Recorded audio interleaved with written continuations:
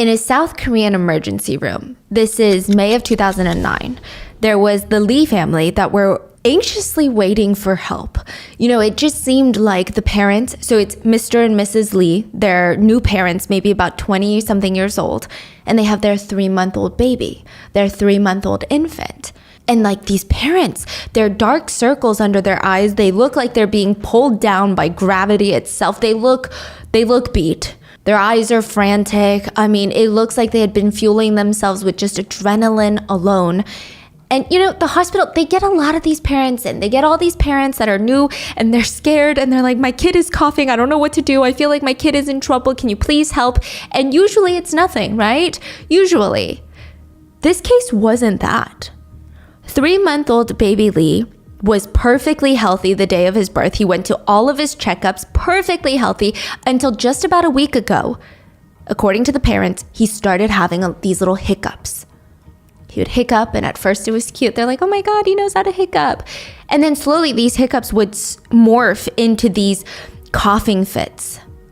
He would wake himself up in pain from his little naps and just coughing up a storm. They were so worried. I mean, the way that he was screaming was ear-piercing. Something was clearly wrong. Nurses checked his heart rate. They took scans. They put him on an IV. Meanwhile, there were multiple doctors crowding in a room. So this is like an office room. The parents aren't there. The patients aren't there. And one by one, another doctor would come in and they'd be like, hey, look at these scans. They would stare at the scan, hands on their hips, and then another doctor would come and nobody could put their finger on it. They had no idea what was going on. The baby's lungs were basically gone. Yeah, not all the way gone, but something really, really strange and bizarre was happening. His lung tissues were turning solid, hard as a rock. Which means that, okay, think about it. Your lungs have to expand to take in air. And if they turn into stone, it won't expand and you can't take in air. Imagine the feeling of wearing a corset made out of stone, 2 sizes too small. It's like the feeling that even if you try with all of your might to take in some air and lift your chest and expand it, you're not getting oxygen. It's that feeling, but probably amplified to the 100th degree. Doctors have no idea what to do. They had never seen anything like this. They don't know how to help baby Lee. Ultimately, baby Lee passed May 5th of 2009 on Children's Day. He was less than 100 days old. And nobody knew why he had passed, what had happened. Did someone do something? Was it potentially foul play? What was going on? What could have possibly happened in the past 3 months? Just 4 days later, the Lee couple are back at the hospital. This time, Mr. Lee is screaming, she's not breathing, she's not breathing. You have to help her, do something, someone hurry. He said that he found his wife passed out on the bathroom floor. So the hospital takes her in. And again, those very same doctors are huddled in the room and they're staring at her scans and it doesn't make sense. Her lung tissues were completely white, meaning that her lungs were solidifying. When they walked into her patient room where she's laying on the hospital bed, it looked like a ghost was sitting on her chest and manually choking her. And she couldn't take in air. No matter what they did, she couldn't get oxygen into her lungs. Every single person in that room was so concerned about her, except for herself. She didn't care. She wasn't concerned about saving her life. She just kept trying to grab at the doctor's hands, and she was half asking, half begging them, do I have some sort of disease? And did I give it to my baby? Did I kill my baby? Tell me right now, did I kill my baby? And the doctors, they could only attempt to comfort her, you know, but they have no idea what was going on to her baby, but also to her. Mrs. Lee refused all treatment. She believed that she had been the reason her son had died. She had caught something, transmitted it to her precious little boy, and she wanted to face the consequences. She wanted to be with her son. 1 month later, she would pass away too. And only Mr. Lee was left. In the matter of a month, his whole family was gone. They had been wiped out by some mysterious illness that the doctors could not even pinpoint. And so by himself, he goes back to his empty home. He slumps down the wall and he just puts his head in his hands and he starts sobbing until his body is exhausted. 얘기도 못 봤는데 애기 태어난지도 모를 것 같은데 제가 제가 제 손으로 집사람 영상 사진 만들어 갔어. Someone had killed his son and wife, and he was sure of it. Both of them were healthy, and in the matter of the past month, both of them had now been buried. He was going to find out whoever did this, and they were going to pay. As always, full show notes are available at RottenMangoPodcast.com. This case is absolutely crazy. There is no other way to describe it. The death toll is probably in the thousands, but we can't even really be sure how many people have been impacted. Now, this case did take place in South Korea, so we had our wonderful Korean researchers help assist with this case. And I do want to give a quick side note. Some of the names in today's case are not real. Those families have requested anonymity. All of the perpetrator names are real. Most of the victims' names are real, and a few of the family members have been very, very public and very vocal about what happened to them. So with that being said, let's get into it. Dr. Hong was a doctor in a busy part of South Korea. He's finishing up his rounds at the hospital.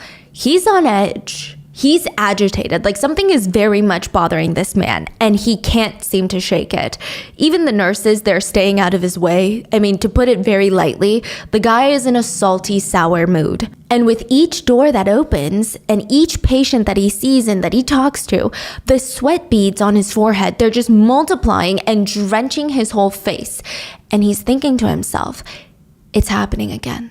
The same thing happened last year, and it is back. He doesn't even know what it was, or what it is, or who it was. It was more of a feeling than a scientific medical observation, but it was back, and it was killing people.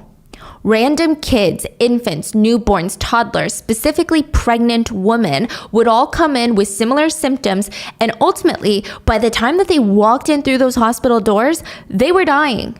They were dying, and there was nothing that Dr. Hong could do to help them. He would turn on the news after every shift, and he's like, I think that I'm losing my mind. I think I'm going crazy by myself because I see the same symptoms. I see the same thing over and over again, and nobody is talking about it. There's not a single news source talking about some sort of mystery illness or a new pandemic or epidemic. Nothing. And he doesn't know what happened. He has no idea what's happening. But it's the most curious thing. It's not even like people are coming in with heart attacks or people are coming in with colon cancer. These are things that maybe big picture wise, there's some sort of trend that's happening amongst the human population. But with this, young, healthy newborn babies are coming in and their lungs look like they had been mining. Like miners' lungs for the past 100 years. And they had only been alive for 3 months. It looked like they were sitting in the chimney of a factory and just breathing in that air. And he's like, I'm going crazy. This doesn't even make any sense, and nobody is talking about it. And it's been happening year after year, always around the spring season. How many years? For the past 2 to 3 years. And every year it gets worse and worse and worse. And he's like, am I losing my mind? I mean, of course, when the first few kids came in, he thought, maybe, because of how bizarre it is, maybe the parents are doing something. Maybe it's like Munchausen by proxy, right? Maybe they want attention and they're making their kids sick deliberately to get some sort of emotional fulfillment. But that doesn't make sense. The numbers were outrageous here.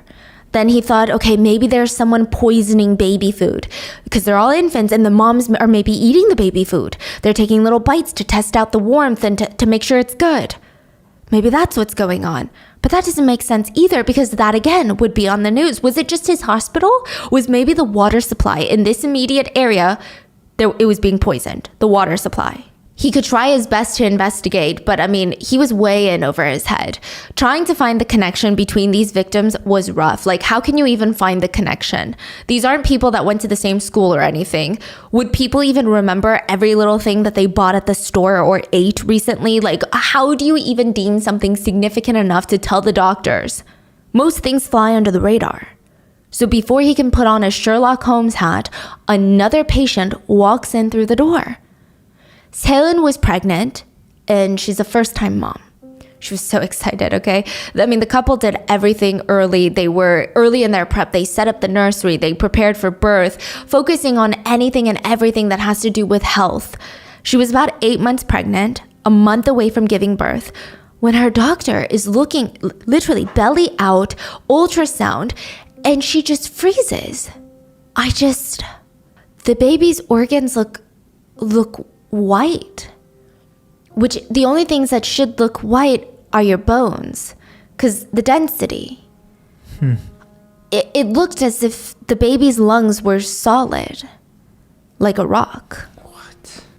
And so she tells the mom, I mean, I don't think that anyone will be able to save your baby, even if you follow through with the pregnancy.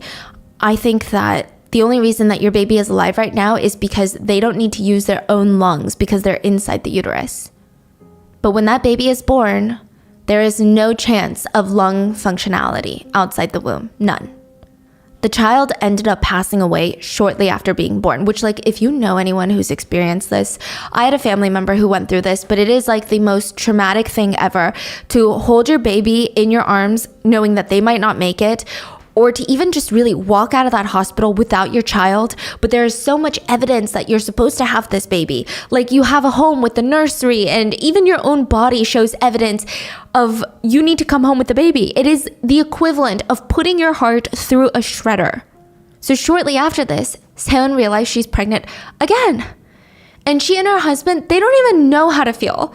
Like, yeah, they're excited, but they're so terrified. I mean, even the first time they were pregnant, they were so paranoid. They were making sure that everything she was eating was organic and perfectly safe for the baby. Even candles, they were lighting, perfume that she was wearing. They did everything to the T. And this is a high-risk pregnancy, she feels like. I mean, I can only imagine how on edge the couple are feeling about every tiny little thing. Seon felt like she had done something wrong the first time. Like, it was her fault. She wondered if she ate healthier, ate better, took more supplements, did everything that the doctors and all these random ajumas, these old ladies, tell her to do. If she did everything, maybe this time her child would be fine. Her child was not fine. The same thing happened again. As soon as the baby's lungs were developed, the OBGYN told Seon that her baby's lungs would not be functional outside of the womb. This baby wouldn't make it either. So this time, Seon is like, okay, it's 100% my fault. Side note, it's not. But she's thinking, it's gotta be me. I mean, there's no other reason. There's something in my genetics. There's something in my body that I am not fit enough to make another human being. I am not a good mom. I can't be a parent. 다음 세계에 얘를 만나더라도 엄마가 요 정도 노력을 했다. 엄마가 요 정도까지는 했다. 정말 미안했지만 요 정도는 내가 밝히기 위해서 노력을 했다. 용서해달라 하는 선인 것 같아요. But these doctors, they didn't think that. They felt like something was out there targeting South Korean families. So Dr. Hong, he doesn't know what to do. He doesn't know who or what is doing this, so he does the only thing that he can think of doing, and he's kind of like a madman, right? Dr. Hong compiles a list of every single email, every single person that he graduated medical school with, every colleague that he had ever briefly nodded in the hospital halls with. He went online and looked up a list of random doctors from random hospitals. It didn't even matter what field they were in. It could have been dermatologists, plastic surgeons. As long as they had MD, he was going to find their email and email them. He starts mass emailing about a new silent killer. He didn't know what or who it was, but whatever it is, it's turning babies' lungs into stone. What does he say though? He's like, I need help. I think I'm losing my mind. I don't know what's going on. Please tell me, is this just me? Is there something in our local water supply that's poisoning these people? But that's weird because I'm not getting a bunch of healthy young people coming in. Yeah. I'm literally getting infants, babies, young moms, and maybe some elderly people. But like, how can something, it's not the air, it's not the water. Like, I'm gonna go crazy. When was this again? This is in like 2011. Wow. Yeah. Then he slowly starts getting all these emails back of random doctors that he's never met before being like, I actually had a case very similar. So these are some of the stories. Chuno's mom felt like she was feeling a bit paranoid, you know? She tried to talk herself out of this decision, but I mean, it's 2 a.m. She just wants to get some peace of mind. Half out of anxiety and half out of South Korea's emphasis on manners and politeness. She's smiling at the emergency room doctor. Like, I'm sure it's nothing. I'm probably overreacting, but I'm a new mom. Anyway, my son Chuno caught a cold maybe 2 weeks ago. I thought it was getting better. I've been trying to do everything at home and I feel like it's getting worse. I think that he just needs some medicine or some sort of checkup.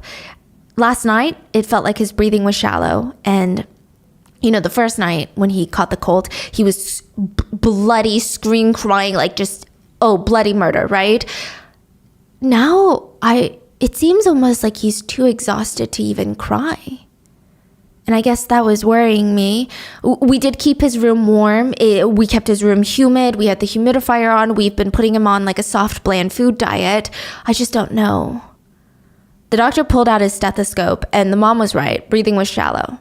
Okay, I'm just gonna have to do some CT scans. He comes back with 2 scans. The first one, he shows Mrs. Lee, and he states, you know, these are what healthy lungs are supposed to look like. And from the untrained eye, it might be even hard to spot. They kind of disappear into the x-rays. Now, these are what Chuno's lungs look like. And now, Mrs. Lee has no idea what she's looking at, but it's not looking good. I mean, it looks nothing like the healthy lungs. His lungs are white in color. They look like bone. Within days, baby Chuno died in the hospital. He was supposed to have his 돌잔치, which is your 1-year birthday party, next month, but now he was gone. His mom would have to go home, arms empty, walk into his empty, lifeless room, turn off the sound machine, click off the humidifier, turn off the lights, before she slumped to the ground, sobbing. Then that doctor said another patient walked through the hospital doors, and they sat with the patients as they explained the scans, and they said the same thing. We just thought it was and the doctor said, a common cold? Yes, how did you know? Anyway, we thought it was a common cold, so we were treating our baby at home, and, you know, we kept the room warm, we kept it humid, we had the humidifier running, we made sure to feed him a diet of soft, bland foods, and now our baby is sick, but also the mother of the baby is sick. Both were admitted into the hospital for intensive care. The mom would recover, but the baby wouldn't. And they would constantly blame themselves. These parents would go home crying about how they transferred some sort of unknown virus or bacteria to their kid, and that is why their kid died. They blamed themselves for going out or going to work too early on. These doctors had no idea what to tell these parents. So these doctors are coming back to the emails one by one, sharing their stories.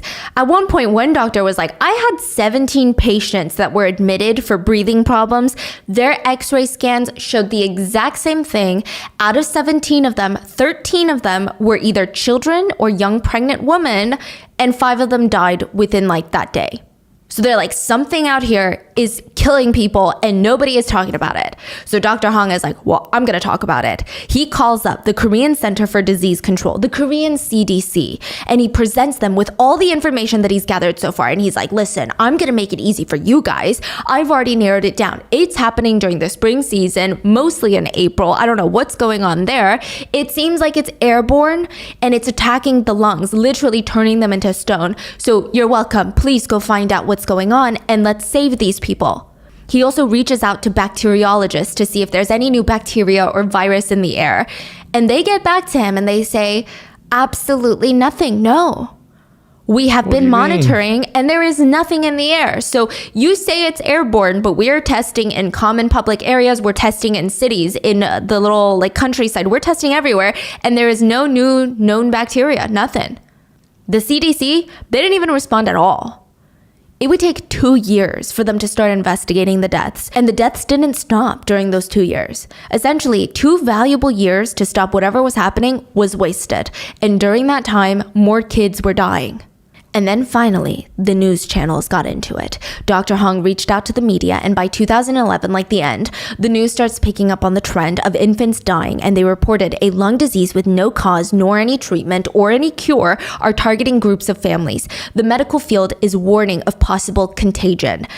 Can you imagine a message like that going out? It's giving the purge. I mean, people lost their minds. The public are like, what are you saying? There's no cure for a mystery lung disease, and now we're going to go out and it's contagious and you have no idea even what this virus is. And so now the CDC is like, okay, maybe we need to get involved so that you guys can calm down.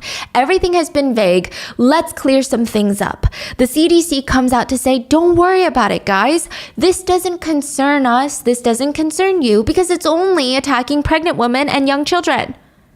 And the whole nation collectively loses their mind. They're like, what are you talking about? Don't be concerned because the world's most vulnerable population are getting attacked, but like we should be fine. It only pisses off everyone else. So now the CDC, they finally open an investigation into the deaths. And the CDC, they start interviewing each of the family members of the victims and asking them questions. They were waiting for like a aha moment. They would sit there and they would kind of smirk and they'd say, well, do you smoke? No, we don't. No one in the family smokes. Are you sure? Are you sure the husband doesn't smoke around the kid? It's okay if they do. You can tell us. No, I mean, absolutely not. So they thought, okay, maybe it's like some sort of food, a gadget, maybe like a special dish soap. They were asking things like, where did you go? Who did you see? What kind of things do you use on a typical basis? Does anyone else smoke? Does anyone do any drugs? What's wild is that most of the families interviewed, they were actually pretty concerned about their family's health. Because these are young families or young moms with infants and children. They're like really helicopter momming it. They want to get all the organic stuff. They want to get the best of the best, 100% cotton clothes for the kids. They were really intense. And almost every single family took on a very hands-on approach. So they all sat there for the CDC interviews and answered all the questions. Do you sanitize your kids' toys when you drop them on the ground? Yes, of course, absolutely. And you go to all the required checkups for your children. Yes, and we don't let our family members kiss our children. We go to the checkups. We don't let strangers hold our children. We even have humidifiers in our children's rooms because the winters get so dry. We keep it close to the crib and we make sure that the room is always warm, that it's well ventilated. Okay, good. But are you aware that humidifiers can easily, yes, harbor bacteria? We clean it regularly with a government-approved humidifier sterilizer. So the CDC, they check their notes. The area of where the patients came from differed. The brand of formula that they bought or the baby food that they bought differed. There was just one thing that kept being written down in their notes over and over again, to the point where it might as well have been underlined in red. Can you guess? The humidifier. They all used a humidifier. And that's not crazy, okay? Almost every single household in South Korea has a humidifier. The winters in South Korea are brutal. Okay, but it's not even just the winters. We went to Korea in April and my mom was like, you better pack your thickest moisturizer. I have oily combination skin and I lean more towards oily. We get to Korea, I had to bring a separate different moisturizer, a thick one that would normally break me out at home. But it was so dry, if I didn't do that, you could literally see my skin flakes dusting off in the day. So during springtime, most South Korean families will have humidifiers on to help with their chapped lips, their dry skin, and just to help fight off like the colds and stuff that come with dry and tired nasal pathways, you know? But the mechanisms of a humidifier are breeding grounds for bacteria. Whenever you keep water in a closed container for a long time, 100% bacteria and mold is gonna form eventually. It's just a matter of when. Humidifiers are completely safe if you clean and you dry them after every use. But let's be real, like who's cleaning and drying them after every use? If you don't do that, bacteria and mold is going to come out in the steam. You will essentially be breathing in moist, moldy air, and that can make you super sick, sicker than dry air. But whenever the CDC sat there on their little high horse trying to be smartasses, like, oh, did you know that the humidifier is a breeding ground for bacteria? All the parents already knew all of this. This is not groundbreaking information in a country where humidifiers are common. Nobody is sitting breathing in moldy air. Every single family looked at the CDC and stated, of course I know this, and in order to combat this, we bought government-approved humidifier sterilizers. The CDC employees, they look at each other, and when asked about the brand of humidifier used, the families all had different answers. Some use this brand, others use this brand. But when they all were asked about what humidifier sterilizer they used, most of them said, oh, saksak. Saksak means like brisk. It's like how you describe something like clean. Like saksak tako, which means like do it very clean, shiny. That's the brand. Yes, but it's actually owned by the Korean branch of Oxy. Huge UK brand. I'm sure you know some of their products like Airwick, the car fresheners, the air fresheners, Lysol, the disinfecting cleaners. So it's owned by a UK brand, is Yeah. what you're saying. This is a Korean branch. But it's basically Oxy, yeah. Okay. Yeah. So they sell it in Korea. They don't really sell it anywhere else because I don't think that the UK population and the American population use that many humidifiers to warrant such a humidifier sterilizer. But they sell it in Korea. Now, humidifier sanitizers are not new inventions. They're also not solely available in South Korea. This one was. In the US, you can get humidifier sterilizers, but it's like a really intense one. So basically what you do is you like put this, it's a dish soap basically, and you dilute it in a bunch of water, and you have to soak your humidifier tank in there, and then you got to dry it completely, and then you got to like run a fake one and then run a new, it's like a whole process. It's like a full day clean. It's not a simple one, right? Well, in South Korea, they're super advanced because so much of the population uses humidifiers on a seasonal basis. They created one where you don't have to rinse it out. You just put a bit of this, you drop it into the water tank of the humidifier, and it will not only humidify the air in the room, but it will also purify the air that's coming out. It will kill the bacteria in the water. It's a 2-in-1. So you just drop a few drops in there. Yeah. And that's it. That's it. And it was flying off the shelves because remember how during the initial lockdowns that we recently experienced, everyone was buying disinfectants? Every winter, these things would be so hard to keep in stock because people loved it. Because you don't want moldy, humidified air straight into your face. You also don't want to go through the process of cleaning it, and it takes all day. The sterilizers were also advertised as family safe and had government seals on it, indicating that it passed all the necessary government safety tests. So that means it can't just be some bullshit chemical in a bottle that this company is selling for profit. It at least has to be safe enough to use. So that's what the CDC thought. They're like, okay, I mean, I get it. Everyone's using Saksak, but come on, it's got a government seal, right? But the more interviews they do, the more they kept coming across the same exact story.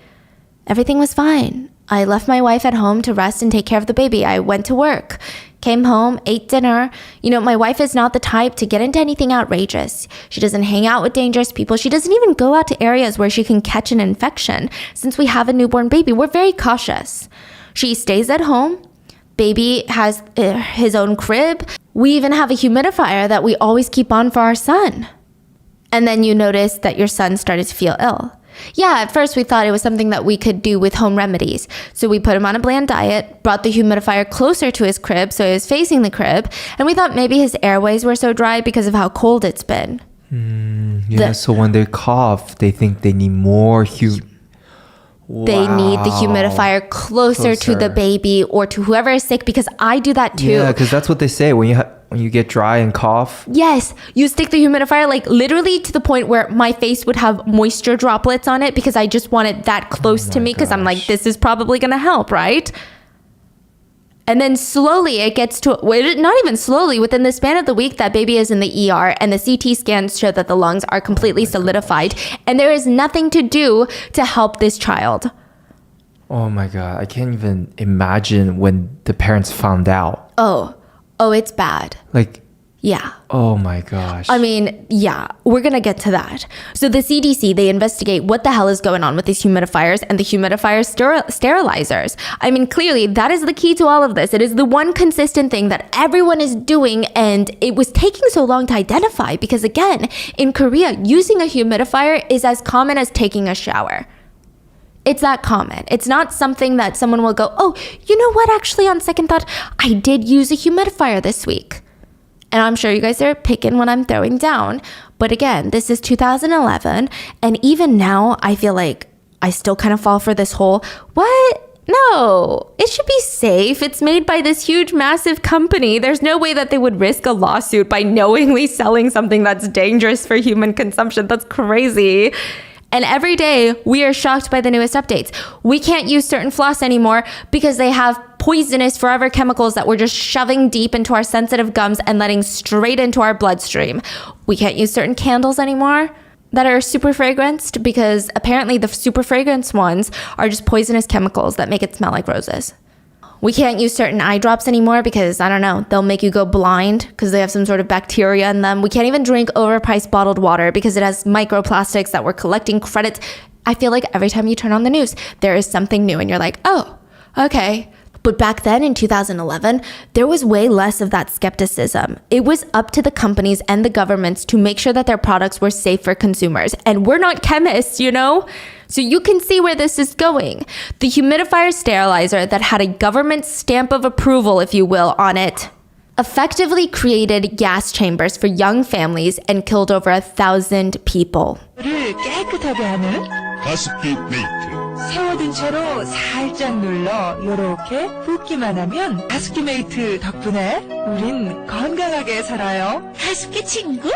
가습기 메이트. 아내가 똑똑하면 편하다니까. The cleaner inside the bottle that was supposed to be used inside of the humidifier that was just pumping out misty fog into the tight enclosed spaces of family homes, it was like snorting. Imagine you got a glass of industrial strength rug cleaner and you snorted it. Oh my You gosh. didn't even drink it, you snorted it. Wait. You're saying like by putting a couple drops in there, Yeah. you're basically snorting Oh, like industrial solutions. yes. But I don't even want to say basic. Yeah, basically. Because guess what that cleaner was?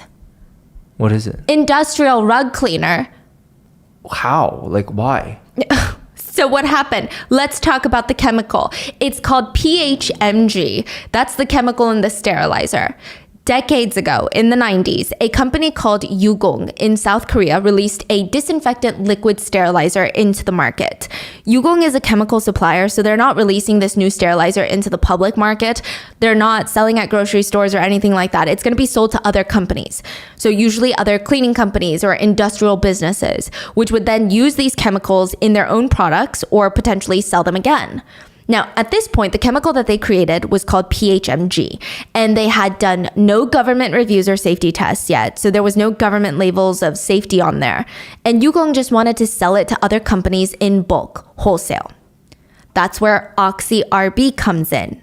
Oxy, yes, the one, I think they're just known as RB Group now, the Reckitt Benckiser Group. It's like a mega corporation that you literally cannot even go into a grocery store or Target without seeing their products. They dominate every shelf of every cleaning supply aisle. They also have like a pharmaceuticals branch. I mean, it's crazy. They own Airwick, Durex, Lysol, Mucinex. Side note, I believe RB Group is actually one of the manufacturers that are paying massive settlements for the opioid crisis in the US. Recently, the RB Group was fined like $1.4 billion in the US to settle all civil and criminal probes over their marketing of opioids. Yeah, so I mean, I feel like that should tell you enough about this company. It's really hard not to buy their products though, because they do dominate in the market. But anyway, RB Group goes to Yugong and is like, hey, I want to purchase a boatload of this chemical PHMG. And they state that they're going to use it for industrial cleaning products to clean rugs. So like not even at home. This is not something you can buy as a consumer. You're like, oh my God, my dog peed on my rug. Let me go buy a rug cleaner. No, you're probably getting a bottle of Folex. This is like when you take your rug to a certified professional rug cleaner and they've got these crazy machines, crazy safety equipment, and they've got some industrial strength cleaners that you can never get at home and they're going to charge you an arm and a leg. That's the level of cleaning I'm talking about. So they know exactly what they're buying. Yeah. They're like, And they know what this is for. yeah. Okay. So, I mean, this is crazy, right? It's not for little old Stephanie who found out recently that you can't mix bleach and vinegar. Okay, not like recently, but still. Alarmingly late. It creates toxic gas fumes and you could die. So they specifically stated... Wait. Oh, bleach you and just vinegar? found out? Yeah. Really? Yeah, but we don't keep bleach in the house. Maybe that's why. Oh, yeah. Wow. Yeah, Okay. exactly. So they specifically stated to Yugong, yeah, we're going to be using it as an industrial strength rug cleaner, which, you know, I highly doubt that Yugong really cared as long as they're making a profit off of this. Now, this deal opens up a ton of doors for Yugong.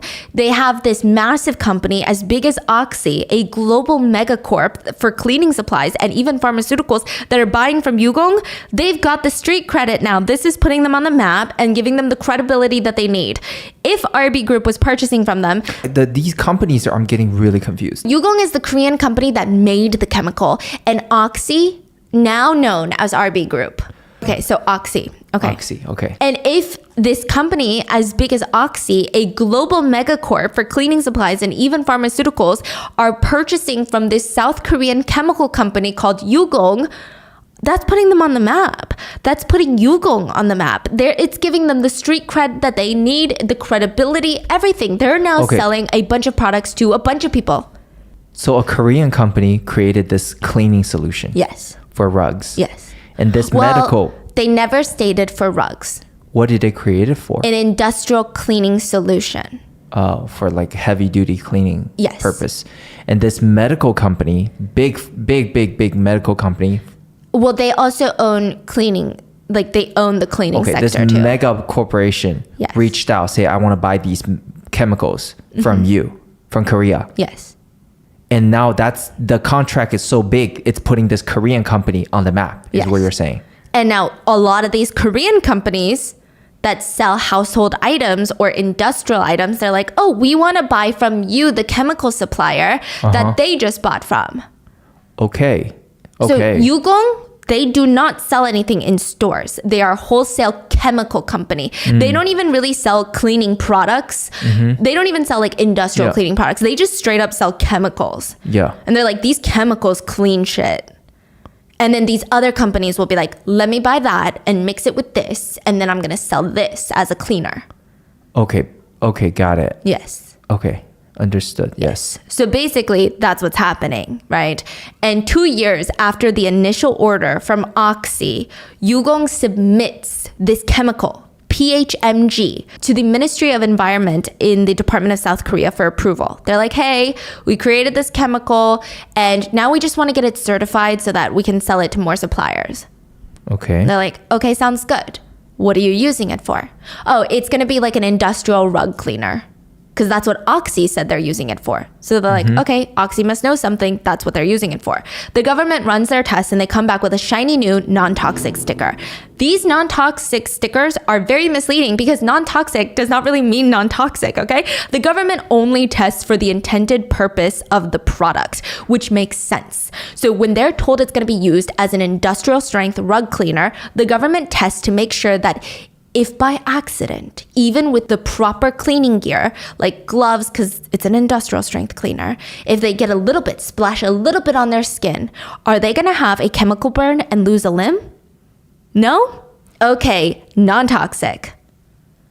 They do not test per se for consumption or inhalation of the product, because if you're out here drinking industrial strength rug cleaner from a rug cleaner bottle on purpose, that's not really the government's problem or the company's problem. That's a personal problem. So Yugong, they get this approved with a non-toxic seal for this specific chemical for a rug cleaner. But the seal does not say that. The seal does not say non-toxic as a rug cleaner. It just says non-toxic certified by the South Korean government. They turn around and give this seal to Oxy. So you would say that it's the Korean company that messed up. Like they know what they're doing. No. Oh, they. Because Oxy is using it as an industrial strength rug cleaner. So they're like, hey, you know that rug cleaning I solution that see. you bought from us or the chemical part of it? Here, it just got certified non-toxic. So do whatever you want with it. Here's the seal. So again, Oxy said, I'm using this as a rug cleaner. Yeah. 3 years after they get this non-toxic seal, Oxy comes out with a new product in South Korea, literally only in the South Korean market, a humidifier sterilizer. This company pumps out products like their livelihoods depend on it. And I mean, I guess it does. So I don't think at first anyone assumed that the industrial rug cleaner and the humidifier sterilizer were related in any way, because this company has opioids, they have pharmaceuticals, they've got Lysol, they've got car fresheners, they make everything. Yeah. Oxy sent out their new humidifier sterilizer for a few tests, one from a lab in the US and one from a lab in the UK. But the humidifier sterilizer hit the shelves before the test even came back. So people are like, why would that happen? Because you need to run tests before you sell it to the consumer. Yeah. Oxy was like, well, we already have a government-approved non-toxic label. So those tests, we just thought it was like confirmation of what we already know. But because we already know what we know, we don't need to know more. That sounds crazy, but that's almost literally their roundabout explanation. But eventually, it seems that both Oxy and Yugong eventually find out what's going on. So we know that Oxy put this industrial strength rug cleaner, PHMG, diluted it, probably added a few other ingredients, and put it into a humidifier sterilizer bottle, slapped the government-approved non-toxic sticker on the bottles, and allegedly paid for a lot of advertising. Did you guys know when there is a new, like when articles are made about a fear of something going on, a lot of those can be paid for. And I'm not saying that Oxy does this, but a lot of companies do this. So for example, Oxy, this is hypothetical. Again, I'm not saying that Oxy did this. I'm saying companies sometimes do this. That company will pay for a bunch of different journalists, bunch of different writers to write about how dangerous mold is in humidifiers. The silent killer, how there's mold everywhere. The one thing you didn't know about your humidifier. The one thing that keeps you sick when you use your humidifier. And now everyone's reading these articles thinking, wow, this journalist is doing us a favor and talking about the mold. And now I'm like, oh my God, this is like at the forefront of my mind. There's mold in my humidifier. And then what do you know? A month later, there's a new product on the shelves. It's Oxy's humidifier sterilizer. And in our minds, we don't connect the two. We think, oh, that was just a nice journalist that was warning us. And you know what? Maybe this company read that article and was like, we need to create something for the public. But no, it was all manufactured. It was literally, they had this product. They wanted to create a demand, even if it was a fake manipulated demand for this product. Again, I'm not saying that Oxy did that, but these things do happen. Like, you'd be surprised. It's kind of crazy. They called it safe for families. Oxy called this humidifier sterilizer. Like, imagine the thought process in these evil people's minds. So there's no like when this hit the shelf, there's no regulations. There's no FDA approved. There's nothing. It's just on the shelf. Yeah. It goes. Because they already have the non-toxic seal from the government. Okay. Yeah. Wow. So it's like saying, yeah, I know. Yeah. I mean, I can see it Yeah. play out, but at the same time, I'm like, really? Just like that? Like, yeah. just like that? Yeah, the government will later change their laws, and they have gotten really much more strict about it. But I guess their excuse was, this is such a bad excuse. The government just pushes it onto different departments. Like the drug and safety department is like, no. We literally look at our job description. We only test for disinfectants of household surfaces, I'm talking Clorox wipes. This humidifier sterilizer is supposed to be the Ministry of Environment. And the Ministry of Environment is like, what are you talking about? We're making sure that the environment doesn't die. Why are we in the grocery stores looking at humidifier sterilizers? They made a killing in South Korea, a country where most of the population uses humidifiers. Now, we can argue ignorance because that's what these massive companies will later try to do. Like, oh my God, I didn't know. But don't sue me. In my personal opinion, I feel like they knew.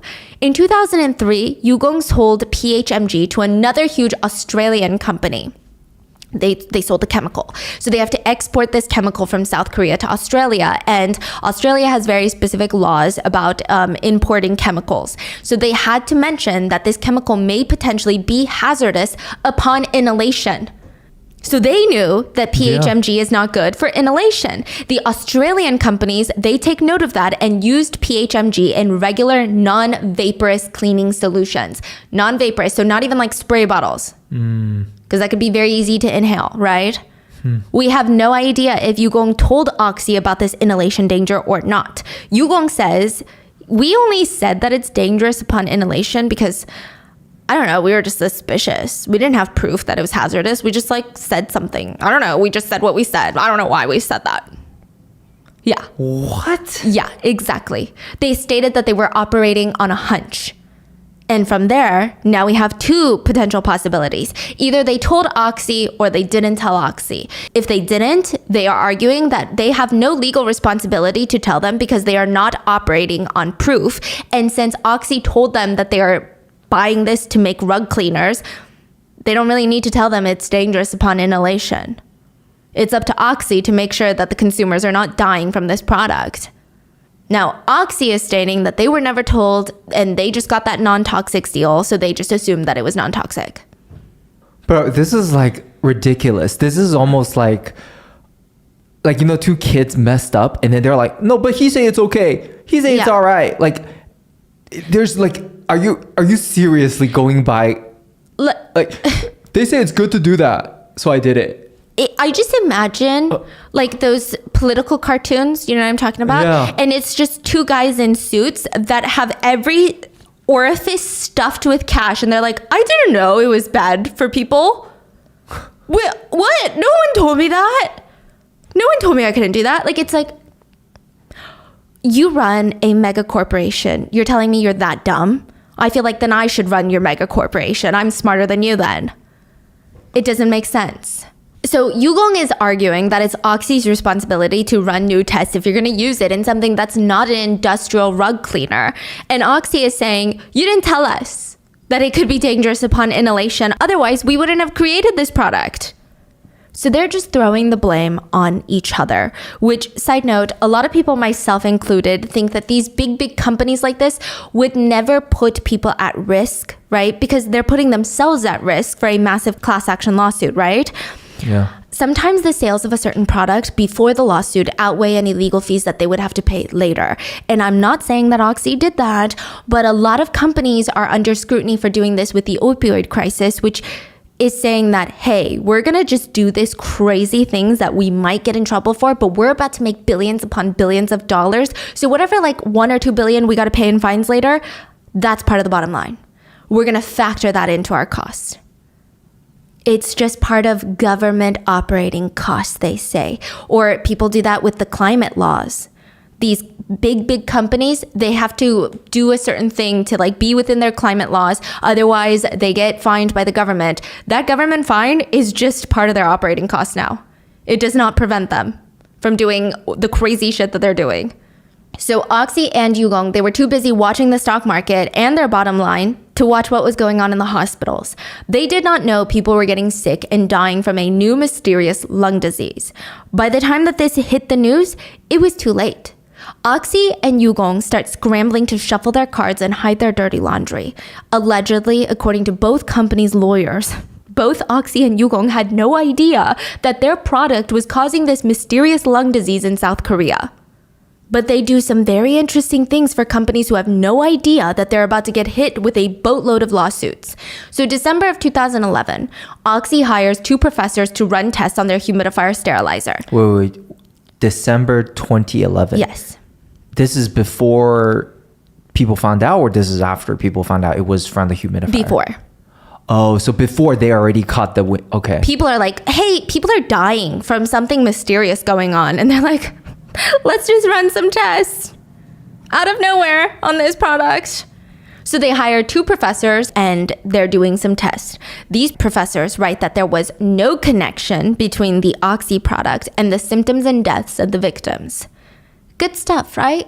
Yeah, no, the professors will literally be jailed later for taking big bribes from Oxy. Big bribes. Oxy also made a very generous donation to the university that the professors worked at. Wow. Cool. Okay, not suspicious at all. And then Oxy goes to randomly and coincidentally change their company from a publicly traded company to a limited publicly traded company, which is a legal change in classification. The main difference that is pertinent to this case is when you're a limited company, the owners and stockholders are individually legally responsible and liable for the company only up to the amount that they invested into the company. It basically limits the extent in which a person or a singular person can be found legally responsible for anything inside the company. So this is all happening randomly and coincidentally. And then eventually the CDC went after Oxy. They made the connection by talking to all the victims who said that they bought Oxy Sak-Sak humidifier sterilizer and used it before getting sick. There was a recall on all of Oxy's Sak-Sak sterilizers and a bunch of other small brands who saw Oxy was killing it in this market. They read the ingredients and they just thought, okay, Oxy is a megacorp. They probably did all of the investigations and studyings into this chemicals and made sure that it was safe, and they have a non-toxic seal. So we're going to recreate the same exact product, maybe sell it for cheaper because we don't have a brand name attached to us. If Oxy's doing it, it must be safe.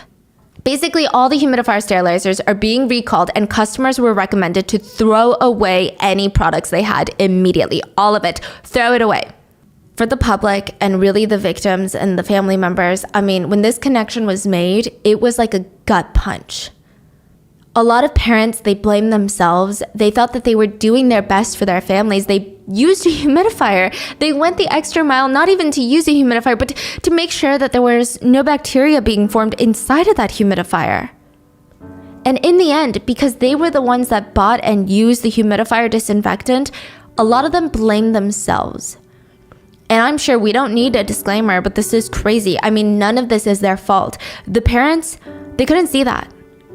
Some of them said that I even put the humidifier closer to my child's crib because I thought it would help with their cold symptoms, not knowing that their cold symptoms were literally them dying because of this humidifier disinfectant.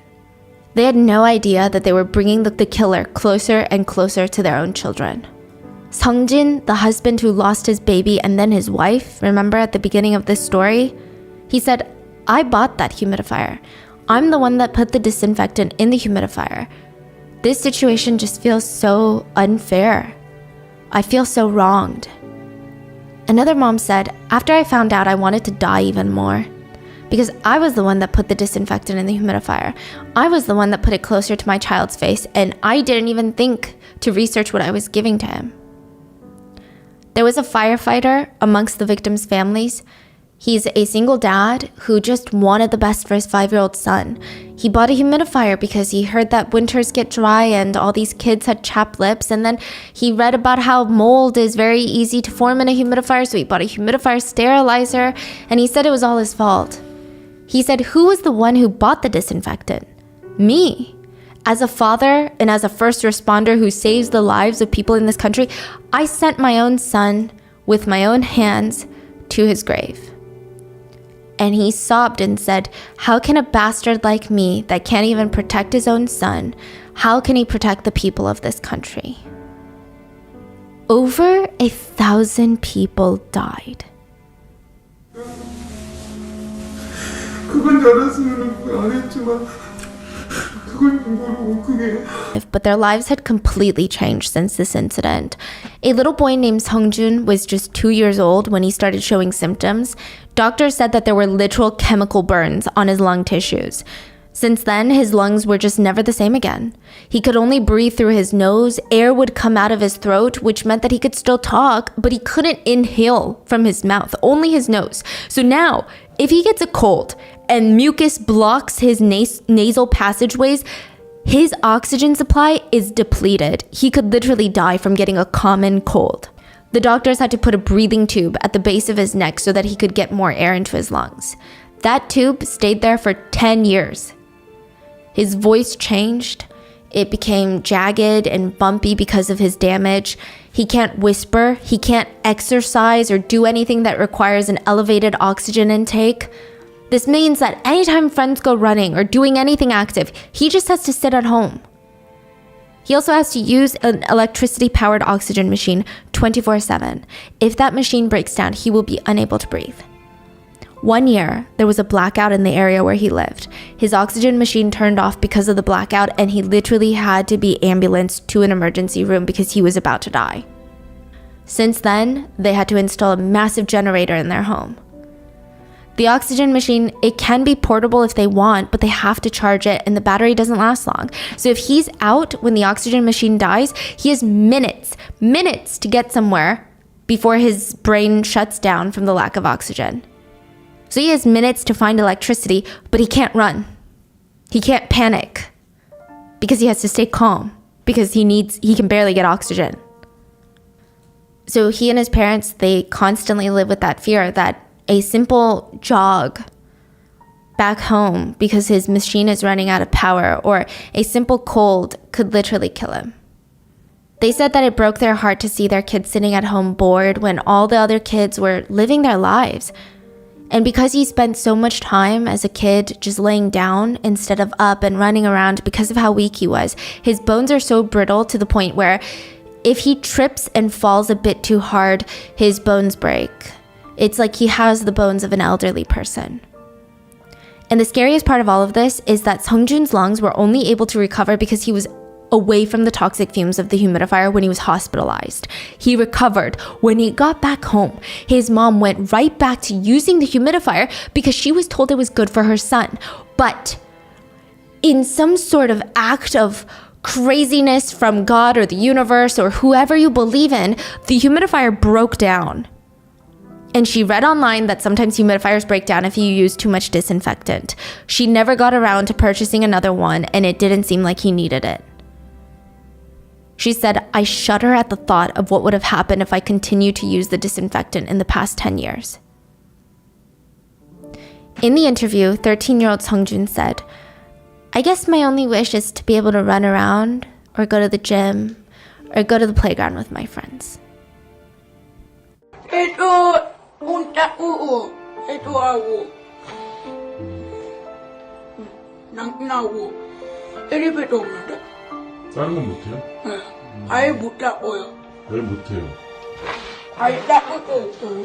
최당 얼마나 가능한 거예요? 산소 안, 없이요? 5분에서 10분? 얼마? 알았어. 어쨌든 그거 사다가 그래서 얘기를 못했었거든요.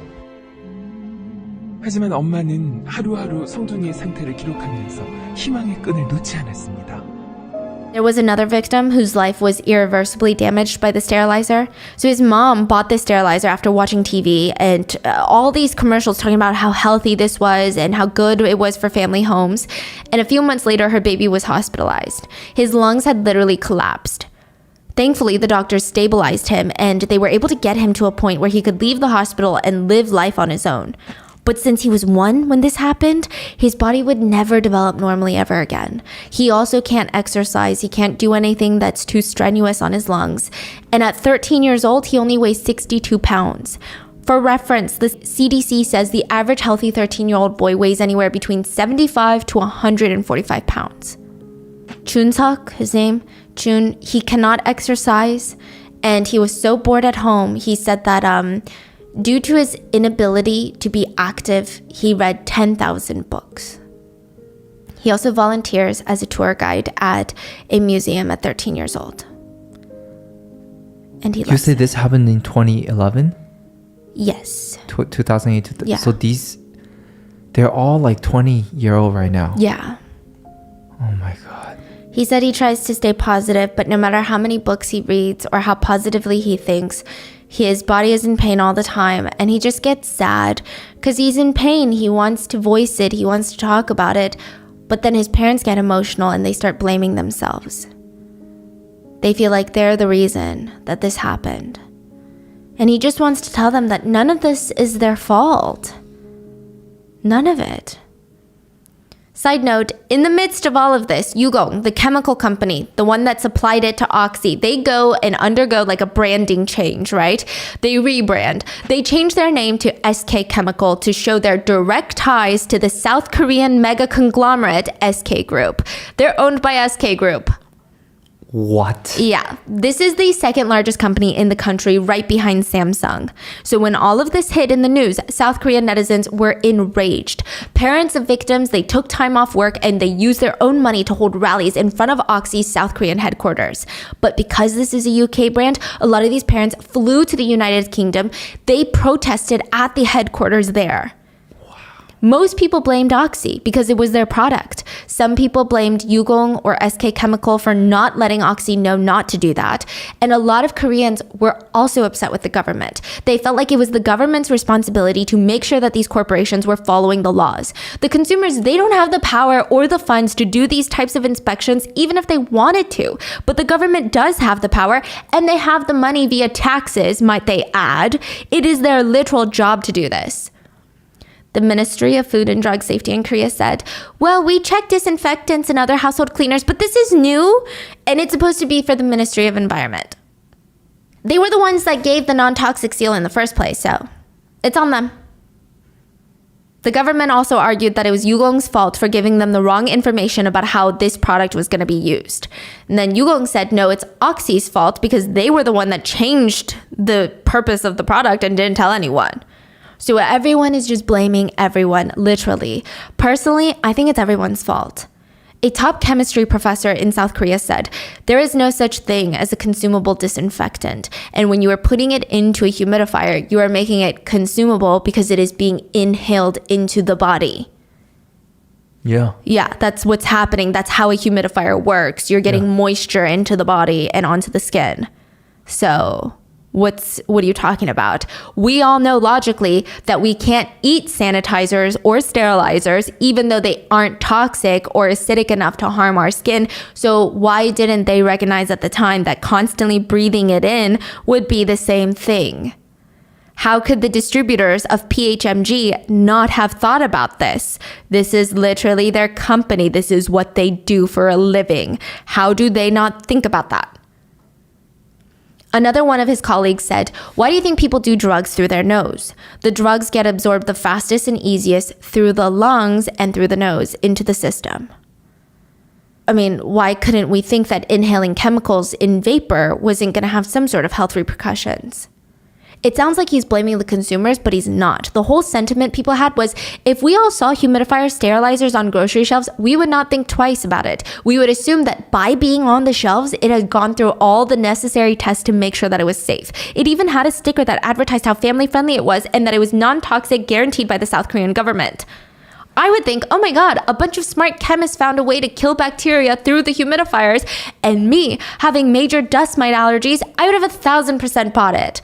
I would have 1,000,000% bought it if I was a parent with a newborn child, because I would be thinking, I'm doing what's best for my kid. So these victims, they held protests and rallies, but they also sued. 2 lawsuits were waged against Oxy and Yugong, well, now SK Chemical, and the first lawsuit was suspended due to lack of evidence. The court devastatingly stated that they could not prove PHMG was the specific reason for the hardened lungs and collapsed lungs. A lot of netizens felt like because SK Chemical was directly involved in the lawsuit, the courts dismissed it. SK Group is the second biggest conglomerate in South Korea, and honestly, I really shouldn't be even talking about them, okay? But they bring in $139 billion in revenue every single year. To give you a comparison, Target brings in about $100 billion in revenue. So SK Group is a big corporation. They're huge. They hold a lot of influence in the political sphere of South Korea. Every country has their problems with bribery and corruption. In the US, we just call it lobbying, okay? In South Korea, it's just straight bribery. Same thing. Netizens well, not the same thing, but very similar, okay? You guys get it. Netizens speculated that SK Group had a lot of influence over the first court decision. The victims understandably did not react well to that decision. They stood up in court and shouted, "Not enough evidence? My dying body is evidence." Many netizens and victims' families held protests outside of SK Group now. They were putting their lives on hold, just wanting an apology. Many of the victims' families, they didn't even want money. They wanted acknowledgement. And they would never get it. SK Chemical kept saying, well, it's Oxy that did it. And Oxy kept mentioning, well, we did do it, but these professors said that it was fine. And for a while, Oxy did nothing. For 5 years since their product was recalled, they just kept hoping the situation would resolve itself or quietly die down, but it wouldn't. Finally, in 2016, the CEO of Oxy gave a press conference and did a complete 90-degree bow on stage in front of cameras in South Korea in hopes that it would show that he was, I don't know, one with the people, respectful of Korean culture. Nobody cared. Literally, a father of one of the victims walked on stage and slapped him across the face. 지난 5년 동안 옥시 측이 피해자가 좋은 처벌을 그 아이 살릴 수 있나요? 안 가진데 그 아들 어떻게 할 건데? The CEO said, "This is the first time we are accepting the fullest responsibility and we are offering a complete and full apology. We are late. 5 years have passed." He also stated that the company would be setting up a multi-million-dollar humanitarian fund for the victims and their children. Their compensation plan was as follows. The victims would be split into 4 main categories, and they start getting really vague about the categories. Category 1 are like people who died. Category 2 are people who didn't die, but their lives are affected. Category 3 are like, are you even sure that you're sick because of us? That's basically what they're saying. Category 1 is like, you bought it, but I don't think nothing happened to you. They were just so vague about everything. So vague about how someone would be able to, they were saying if you could prove that, you're category 1 victim, then you would get a certain amount of compensation. But people are like, how would I prove that I died because of you? technically I died because my lungs hardened. Like, you're being so vague about it. Like, it's weird. It made it seem like there were so many guardrails put in place and nobody would get compensated. Now, side note, the numbers on how many people directly or indirectly lost their lives from the product differs wildly. Some state it's around 1,500 people that died. Some state indirectly it's closer to 16,000. Indirectly meaning these people later went on to develop some sort of cancers or autoimmune diseases. So it's not direct death, but it's like you're gonna die from this cancer or this disease. So it's an indirect death. Yeah. I mean, it's almost direct. Yeah. So netizens did not really trust Oxy even after this press conference. And it doesn't really matter if we believe them or not, because they said the fund ran out. And they're not paying any more victims. We don't even know how many victims were compensated. There were no figures on what I could find about how many of them were registered victims, how many of them were compensated, how much they were compensated. And just to show you how bad it was, one of the victims, Min Suyan, she said that her first child was diagnosed with an autoimmune disease because of Oxy's chemical. On top of that, she and her youngest child have lifelong asthma because of this chemical. She said she never got anything from Oxy or SK Chemical for compensation.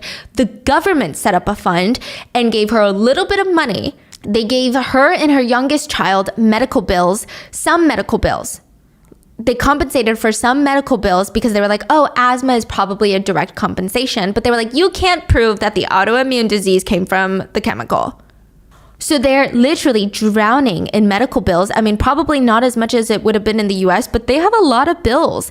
They have a lot of work that they'd been skipping to go to and from all these hospital visits. Like, the financial impact was large for these people. And these are just like regular everyday people. They're not the CEOs of Oxy. They're not loaded. She said that the bills have made it really tough for the family. And because it had been 10 years since this happened, so she was talking about it in 2021, when everything started coming to light, you know, there were rumors that these victims were going to be filthy rich because Oxy was a megacorp. Because, you know, I guess in America, even we have this sentiment of like, oh my God, this huge corporation did this. You're going to sue them and make millions and billions of dollars. Everyone assumes that the victims of this humidifier sterilizer are filthy rich. And she says, I want to tell people that is not true. False information is being spread and many people are forgetting about the victims and they think that we're making money off of this. It is so painful. I want this case to gain attention and to tell people the reality of the situation about all the victim situations. I would appreciate it if the government didn't act so mildly towards the victims anymore. Either way, Oxy still wasn't off the hook. An ex-Oxy employee came out and said during a trial in South Korea that Oxy totally knew how profitable the sterilizer were going to be for them. They had much incentive to put this on the shelves. So the UK headquarters allegedly were having trouble bridging the sales gap in the winter time.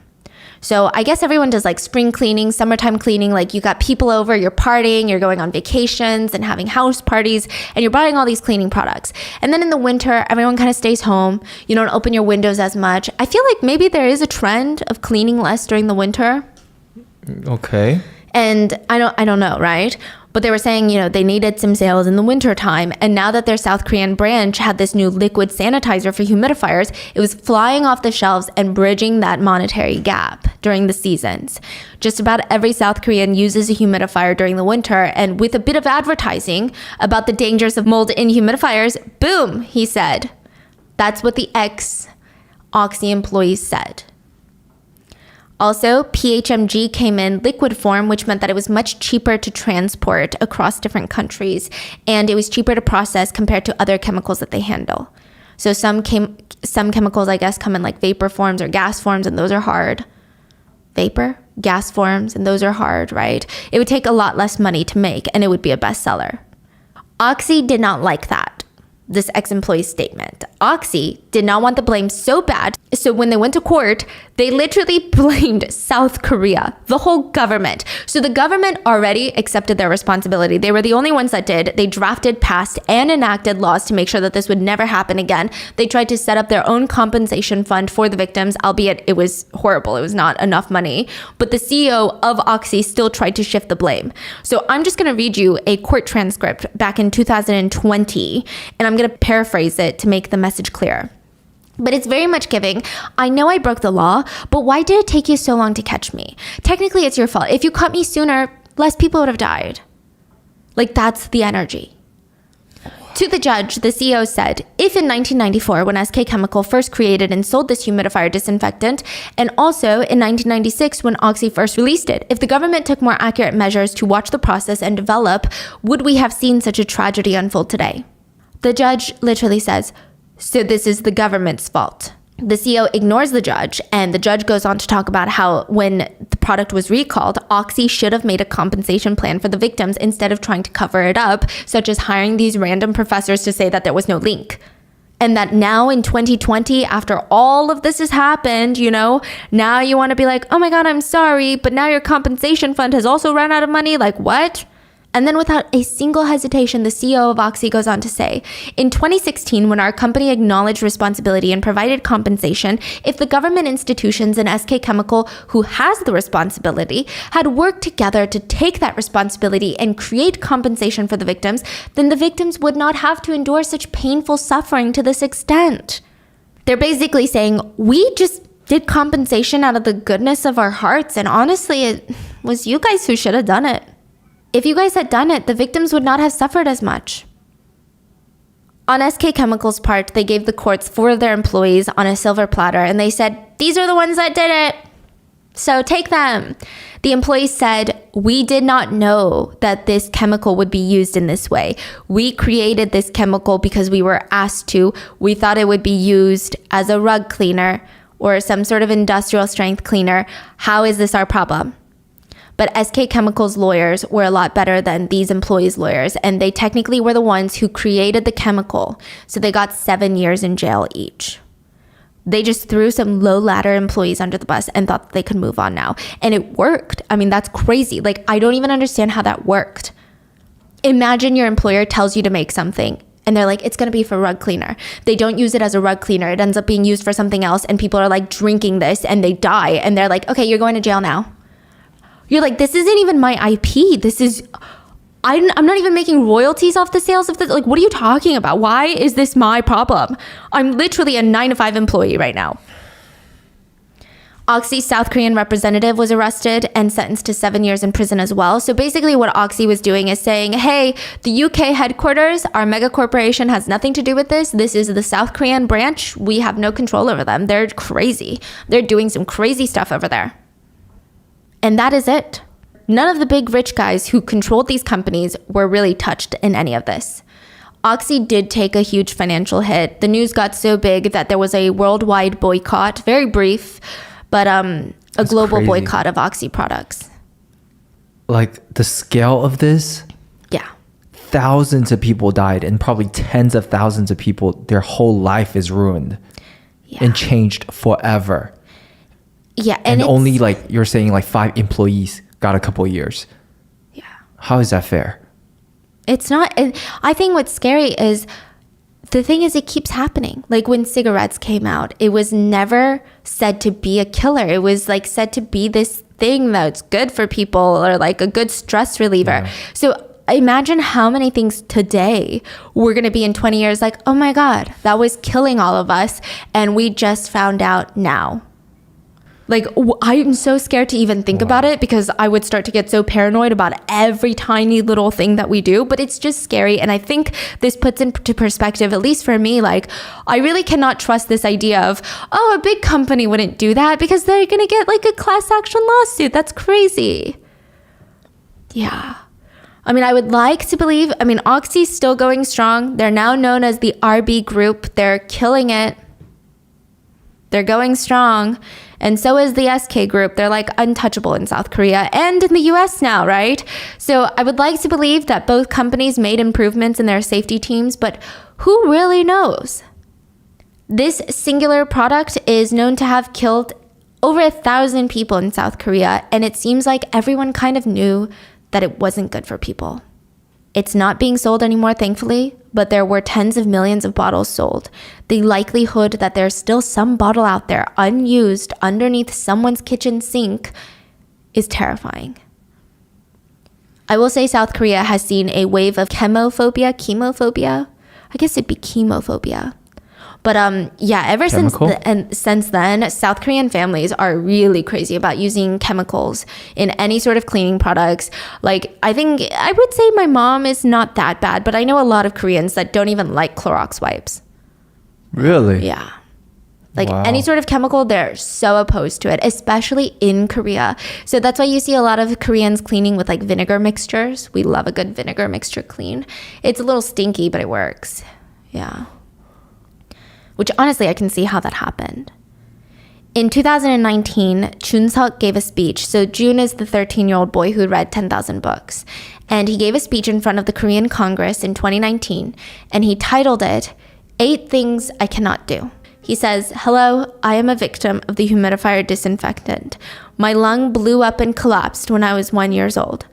First, I cannot exercise because I run out of breath. Second, I cannot join my friends when they're playing. Third, I cannot blow up a balloon, even if I wanted to. Fourth, I cannot play any wind instruments, like the flute. Fifth, I cannot go to school every day because of all of my hospital appointments. Sixth, I always have to bring tissues around because I always have a runny nose or I sneeze uncontrollably. Seventh, I am underweight, and every time I need an injection, which is frequently, they have to poke me a lot. 8, it is easy for me to fall over even if my friends push me softly." The toxic humidifier disinfectant was sold by greedy companies and the government allowed it. Nobody is taking responsibility, and I want them to all take responsibility for their actions and decisions. But it seems like they still haven't, and I don't think that they have plans to. So, that is the story of the silent killer who killed over 1,000 people in South Korea. What are your thoughts? I mean, does it feel like a wake-up call in some way to you? What else do you think is happening today that in 20 years from now, we're going to be like, oh my God, how did we not see that? What are your thoughts? And please stay safe, and I will see you guys on Wednesday for the main episode.